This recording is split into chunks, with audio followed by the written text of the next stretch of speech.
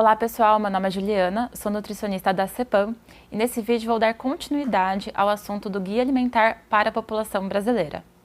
No primeiro vídeo expliquei para vocês o que é um guia alimentar, quais as versões dele aqui no nosso país e quais foram os princípios norteadores da segunda e mais atual edição do Guia Alimentar.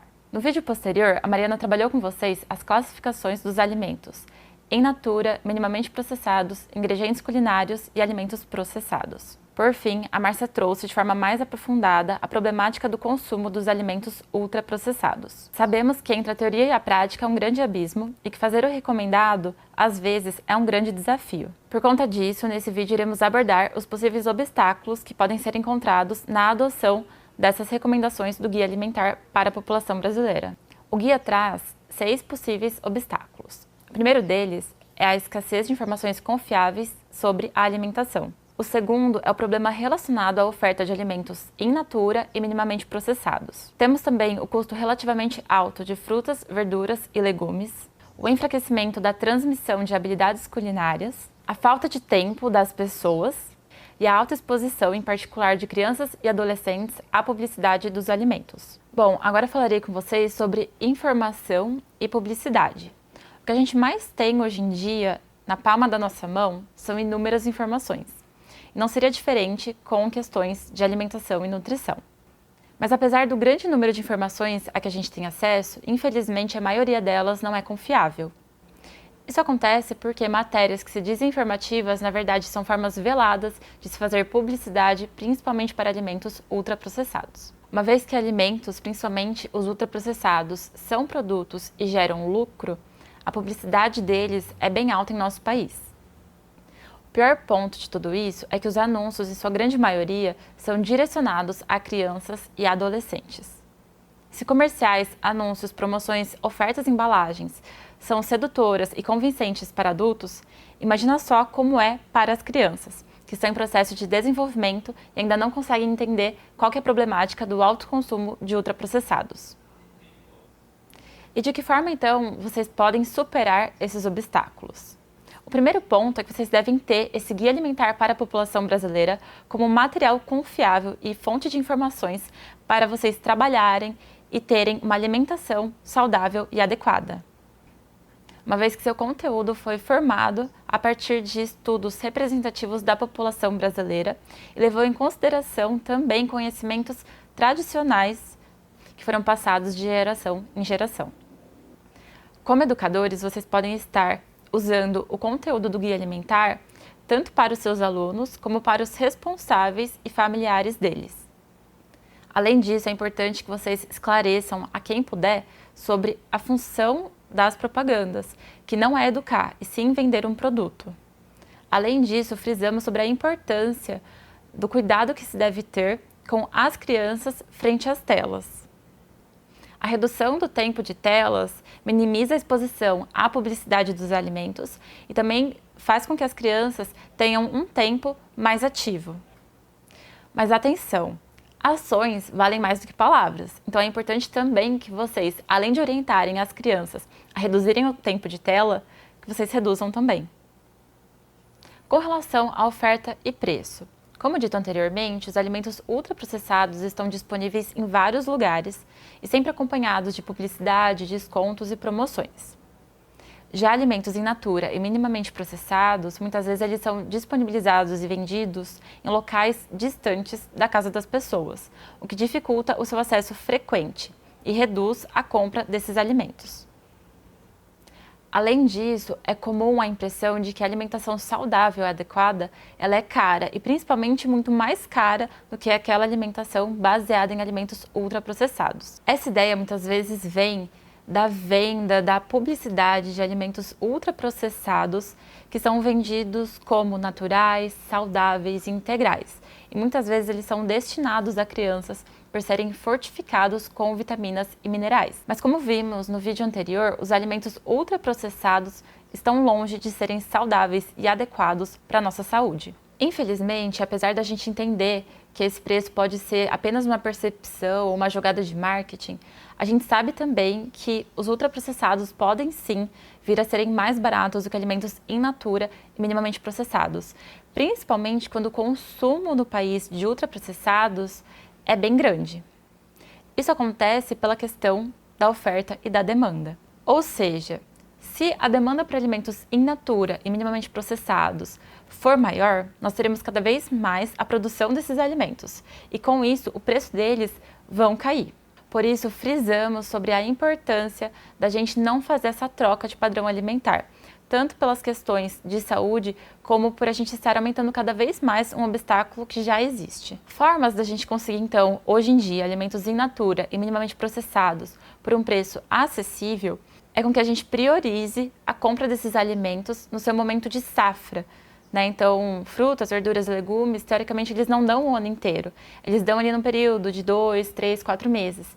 E nesse período, como a sua produção é mais abundante, o preço deles também acaba reduzindo, além deles serem mais nutritivos nessa época do ano. Outra estratégia é a gente estar comprando alimentos diretamente do produtor ou então de locais que tenham menos intermediários entre a produção e a compra, como por exemplo locais como varejão e feiras livres. Priorize também o local onde você vai fazer essas compras. Evite lojas de conveniência e prefira supermercados, onde tem variedade de alimentos. Para evitar compras desnecessárias por conta de promoções, faça uma lista de compras e compre apenas aquilo que você está realmente precisando. Quando for também se alimentar fora de casa, prefira restaurante self-service ou então que tenha um prato feito. Dessa forma, você evita o consumo de alimentos do tipo fast food.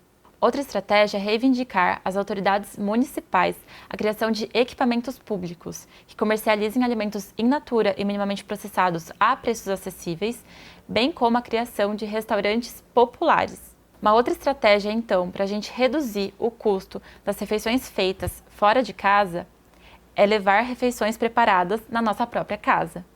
E daí a gente entra, então, nos outros dois obstáculos, que são habilidade culinária e tempo.